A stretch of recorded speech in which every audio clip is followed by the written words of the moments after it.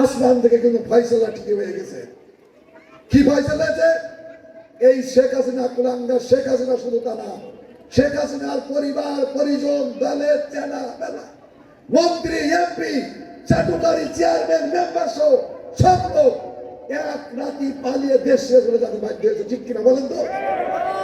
কারা করেছে? জনগণ করেছে। বৈষম্য নারী বেগম খালেদা জিয়া কত বড় জ্ঞানী মহিলা। 5 আগস্টের পরে বেগম খালেদা জিয়া যে কটা বক্তৃতা করেছে, সেই বক্তৃতার মধ্যে কখনো কোনো সময় 1 মিনিটে 1 সেকেন্ডের জন্য শেখ হাসিনার কথা বলে নাই। ঠিক কিনা বলেন তো?